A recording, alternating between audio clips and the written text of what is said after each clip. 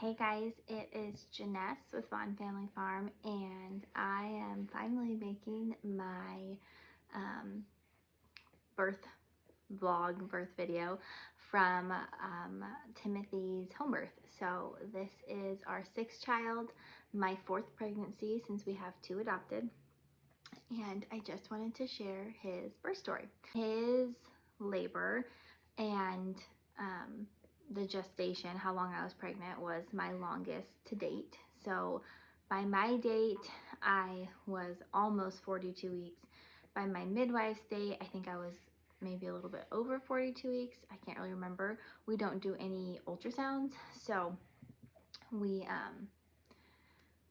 didn't have it like a dating ultrasound.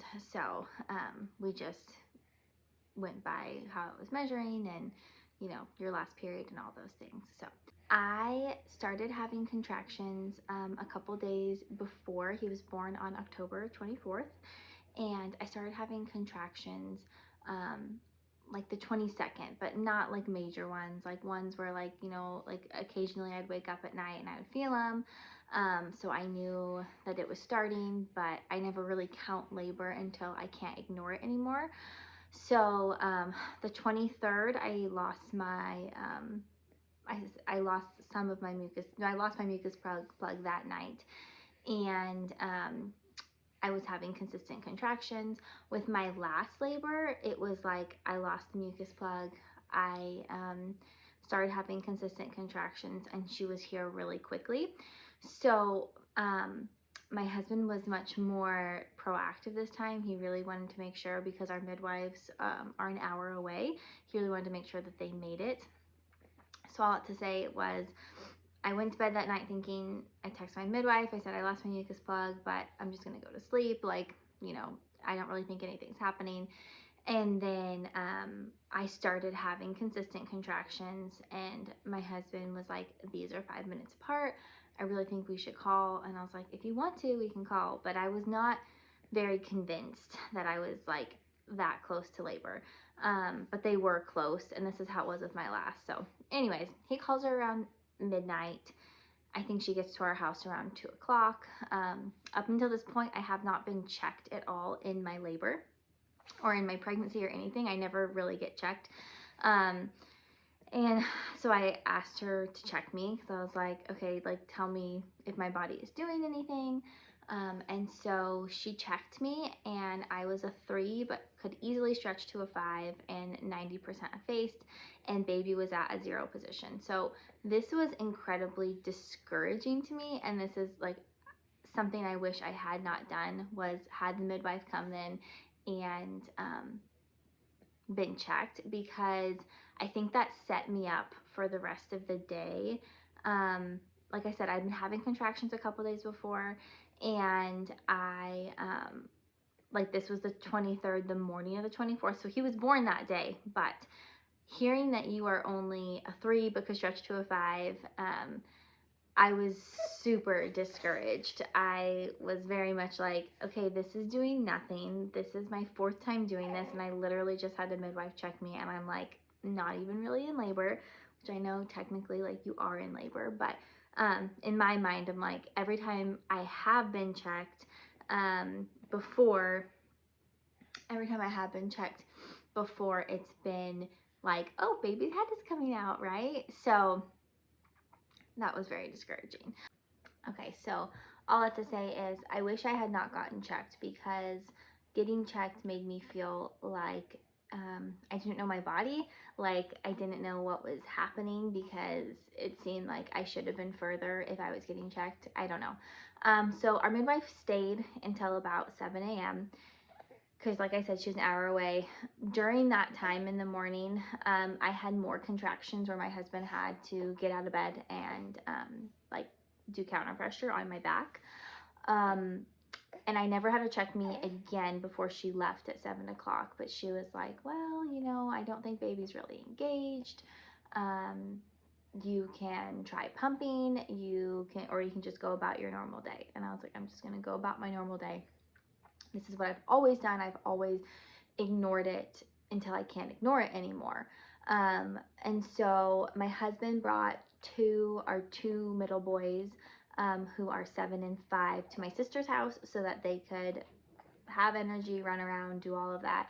And then our two, we call them the babies, they're not the babies, but our 3 and 1 year old stayed home with us. And my 9-year-old stayed home with us because she really wanted to not miss the birth. She wanted to be a part of it.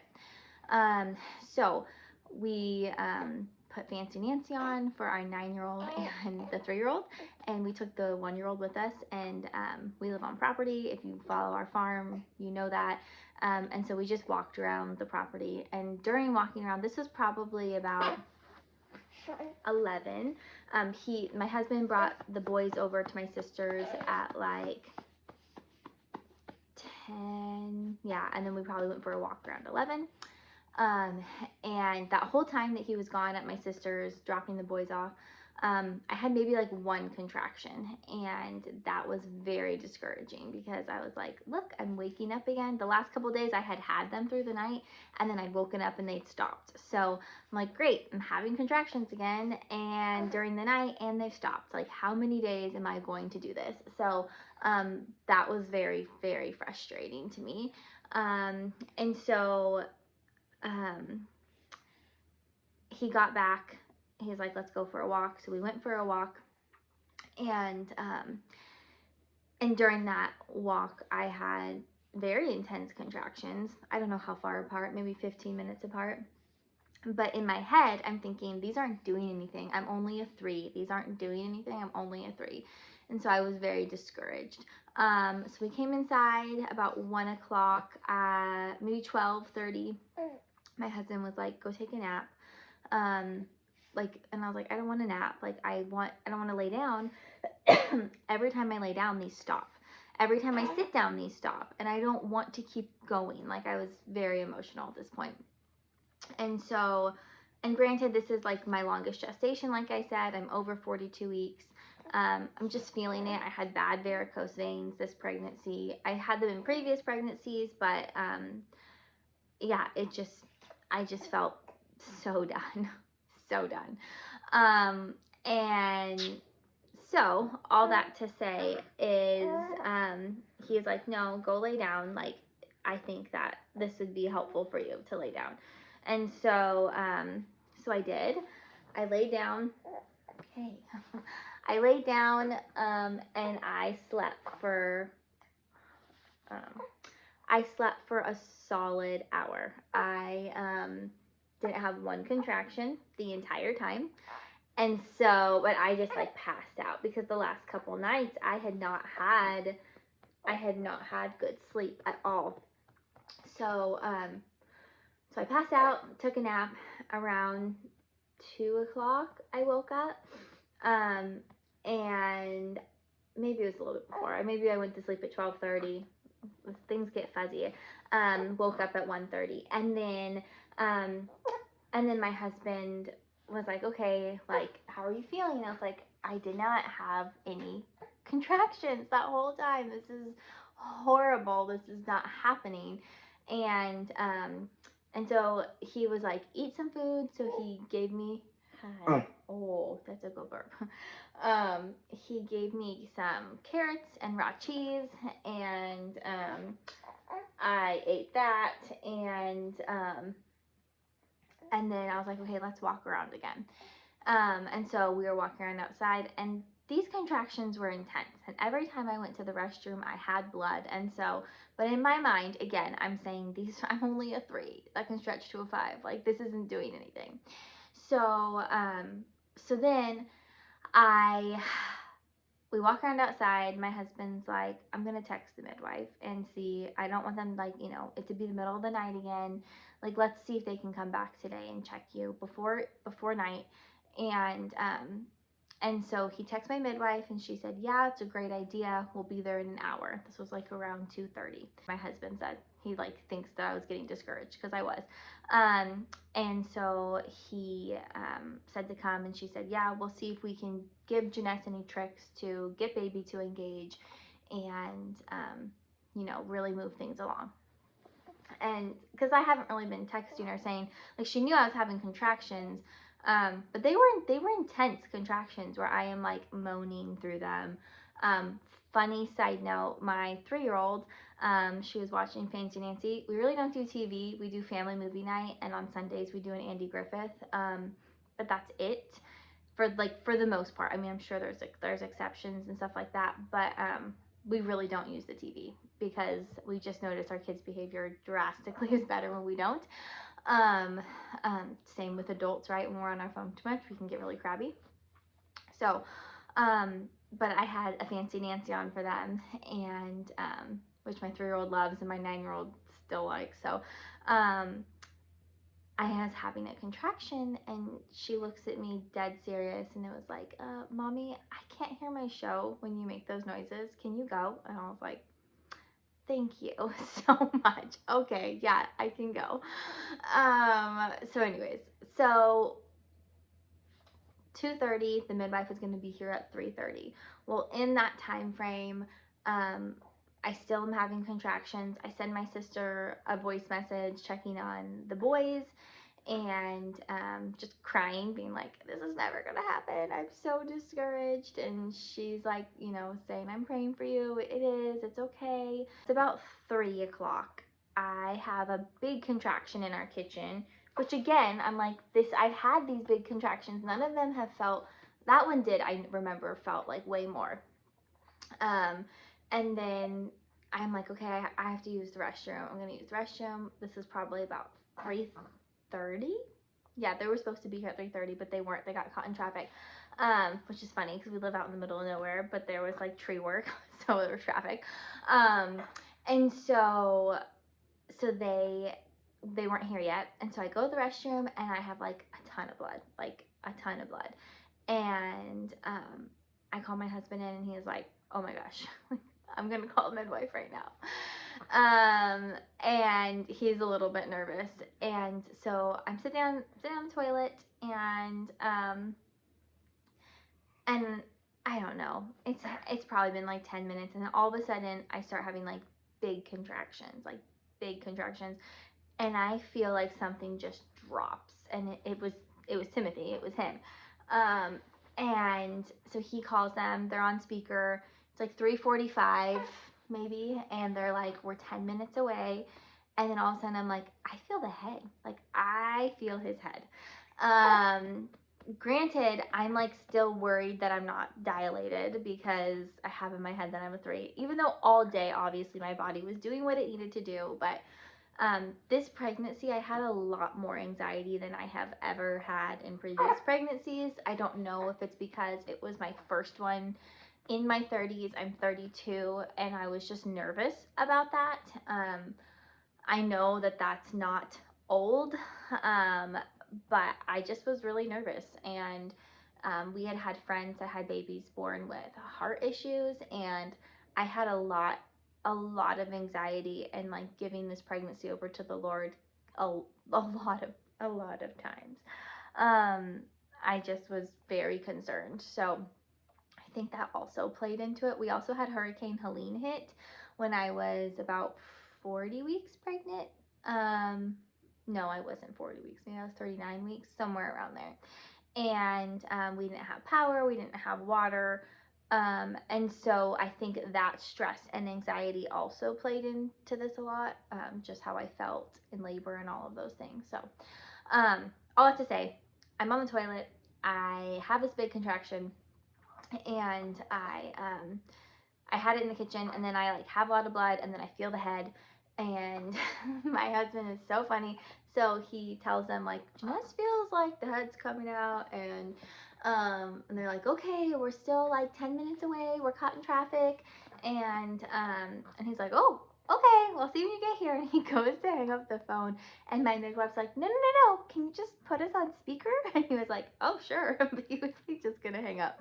And so he hangs up, or he doesn't hang up, he puts the phone on speaker next to me, and she's like, okay, Janice, I want you to get off the toilet and get on all fours and go to your elbows and knees, so that you can like basically to slow it down, because they wanted to get here and listen to the baby and just make sure it was okay.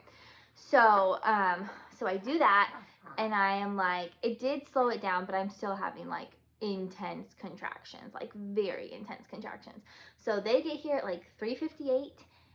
He was born at 4:22, so this next part went very quickly. My husband was like, "Should I fill the tub up?" And she's like, "I don't know if you're gonna have time." And so he starts filling it. I don't know if I can move, because if you have been in labor, you know that like at a certain point you're like, I cannot move. Like I cannot move. But I started having like burning sensation down the side of my legs. I've never not given birth in water. I've only ever had water births, because I've only ever had home births too, even with my first. And so I was very nervous to not have the baby in the water. So all that to say is I did waddle over to the tub, got in. It was probably like 6 to 8 inches. And she had checked me before I got into the tub and said, "You still have some anterior cervix. And so you still have a little bit more to dilate." I'm like, "What?" Like this whole pregnancy is just, yeah. This labor was just so different. And so she said, "But that could just melt away. Like, this is your 4th pregnancy. Like, you could get up on all 4s and you could just melt away." So anyways, I get into the tub. She hasn't checked me again. And I start saying, "I feel the head." And she's like, "No, like you still have a little bit more." Okay, so I told her I felt the head. Also, I should note at this point, my sister, who had my other kids, had come to get my 3-year-old and my 1-year-old. And so I think she got here and I was pushing him out. So it was like right around this time she got here. And then Felicity, my oldest, she was behind me in the tub because I was on all 4s. They had called her over there because she really wanted to see this baby born. We don't find out the gender, and so yeah, she just wanted to be a part of all of it. And she was so wonderful. My whole labor, she kept telling me that God has the whole world in his hands and he has this baby, and he will carry me through. Like, literally, those are the words my 9-year-old was telling me, and it was so sweet. She was also just so excited with every contraction that I had, even though I was miserable. It was very sweet that she got to be a part of this whole experience. So all that to say, she's like, "No, you're not dilated all the way yet." And then her assistant is behind me, and she says, "Oh, nope, she's opening. Like, I see head." And so sure enough, this baby is coming. And so I did not push him out. My goal and my prayer was to breathe him down, and I had never successfully done that. I usually freak out when they start to, like, when this part is coming. I usually start to get louder and like just push them out. But I knew that I wanted to do my pelvic floor the most justice. I wanted to make sure that I just tried my best to breathe him down. So I did. I successfully breathed him down. At one point, my midwife was like, "I'm gonna need you to push," and I didn't. I don't think I did. But he came out. My water had popped it, like broke at some point, and I didn't know that. And he was veiled in a clear membrane. And so he came out. I can still hear my daughter behind me yelling, "I see it, I see the baby, I see it." And my husband being like, "Yeah, yeah." And he was like, "You get to see the baby before I do," because he was in front of me holding my, with my shoulders, like right here. And so baby came out. I pulled him up. My husband's like, "It's a boy." We could tell right away it was a boy. I didn't even notice the membrane over his face at all. I just noticed the cord was around his neck a couple of times, which I just unlooped, and he was fine. And my daughter got to cut the cord, like, I don't know, 30 minutes later or something. It sat next to me in a Chuck's pad for a while.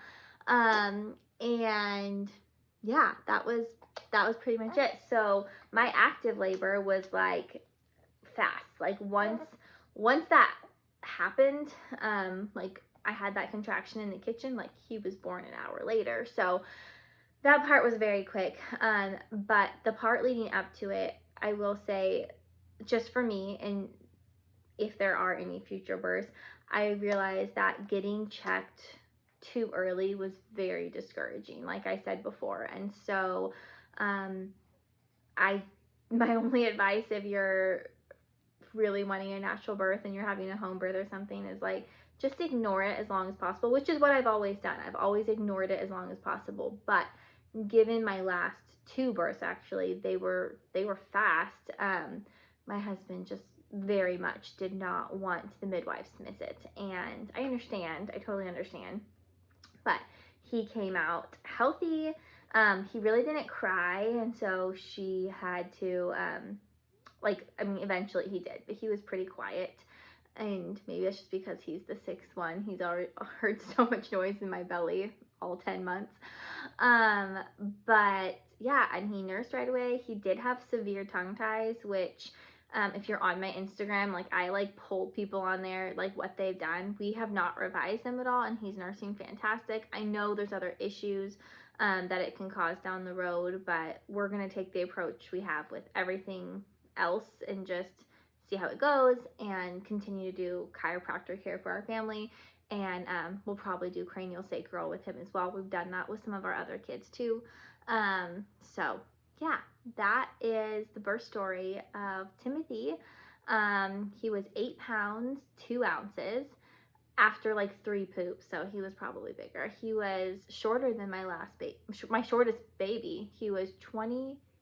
Oh my gosh, this is bad. He was 20 inches and a quarter. And yeah, he's been super wonderful, obviously. He's going to be 4 weeks old, which is crazy.